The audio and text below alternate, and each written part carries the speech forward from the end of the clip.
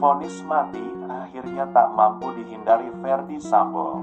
Mungkin tadinya dia berharap hukuman majelis hakim akan lebih ringan dari tuntutan jaksa, yakni penjara seumur hidup. Tapi ternyata majelis hakim memiliki pandangan berbeda. Berdasarkan barang bukti, mereka yakin Ferdy Sambo telah melakukan pembunuhan berencana dan berusaha menghilangkan barang bukti. Vonis terhadap Ferdy Sambo, pembunuh Joshua Huta Barat atau Brigadir J, akhirnya telah diputuskan hakim. Setelah melalui persidangan selama sebulan lebih, hakim menjatuhkan palu untuk nasib Ferdy Sambo. Ferdy Sambo divonis pidana mati oleh Hakim Pengadilan Negeri Jakarta Selatan pada Senin tanggal 13 Februari tahun 2023 sore. Vonis ini seolah mengakhiri drama-drama sebelumnya yang cukup menyita perhatian masyarakat tak hanya di dalam negeri tapi juga luar negeri. Ferdy Sambo pun tampak syok ketika mendengar vonis hakim. Dia diminta berdiri saat hakim akan membacakan putusan hukuman untuk dirinya. Awalnya Ferdy Sambo tampak biasa saja, namun setelah hakim menyebut hukuman mati, posisi berdiri Ferdy Sambo yang tadinya tegak tiba-tiba terlihat oleng.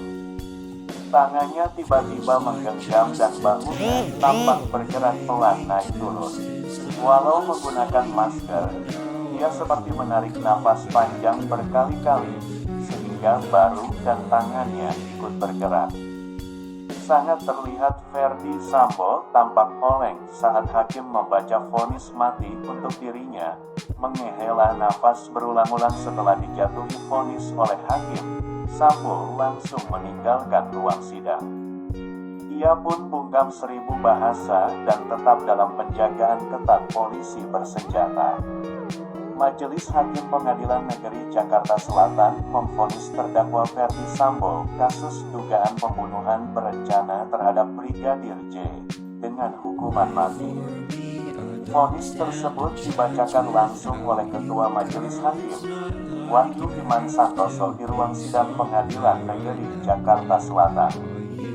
Menyatakan Ferdy Sambo telah terbukti secara sah dan meyakinkan bersalah, melakukan tindak pidana turut serta melakukan pembunuhan berencana, dan tanpa hak melakukan tindakan yang berakibat sistem elektronik tidak bekerja sebagaimana mestinya yang dilakukan bersama-sama. Menjatuhkan pidana kepada terdakwa dengan pidana mati, ucap Hakim Wahyu Iman Santoso. Dikatakan Wahyu, Ferdy Sambo terbukti bersalah melanggar pasal 340 KUHP junto pasal 55 ayat 1 pertama KUHP.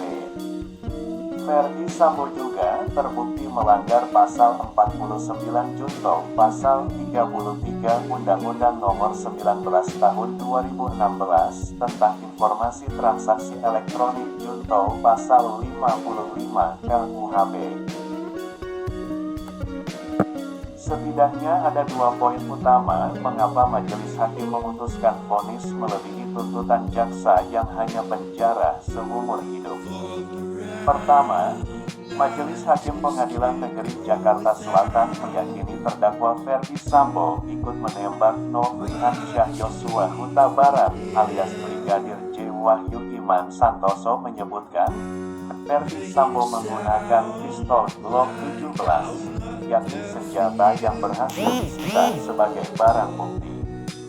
Berdasarkan keterangan terdakwa, keterangan saksi, keterangan ahli, majelis hakim memperoleh keyakinan yang cukup bahwa terdakwa telah melakukan penembakan terhadap Nofriansyah Joshua Huta Barat dengan menggunakan senti Glock yang pada waktu itu dilakukan terdakwa dengan memakai sarung tangan berwarna hitam, ucap Wahyu saat membacakan putusan di Pengadilan Negeri Jakarta Selatan.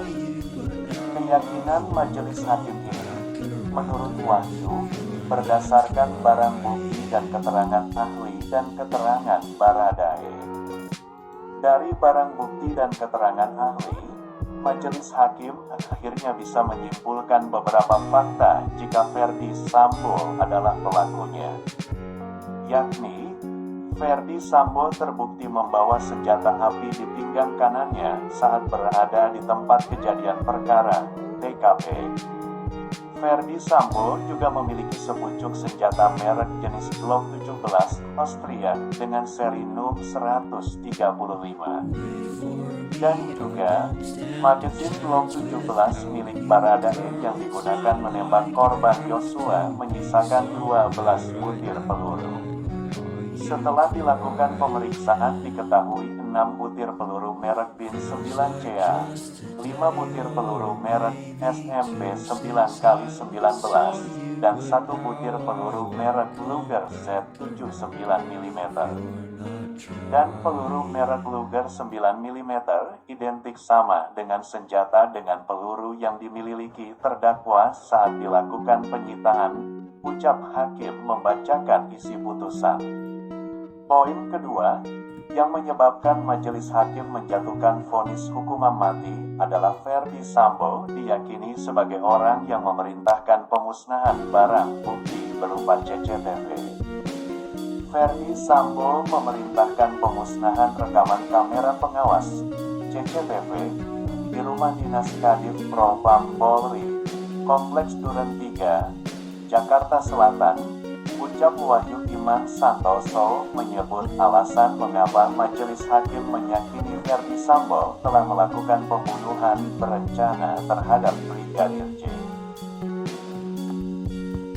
Itu sebabnya, Ketua Majelis Hakim saat membacakan pertimbangan terkait putusan terhadap terdakwa Ferdy Sambo menyatakan unsur pembunuhan berencana Brigadir J atau Nofriansyah Yosua Huta Barat Brigadir J telah terpenuhi. Wahyu juga menjelaskan bahwa perencanaan tersebut didasari rasa sakit hati Ferdy Sambo setelah mendengar aduan dari istrinya, Putri Chandrawati, mengenai pelecehan seksual yang ia alami.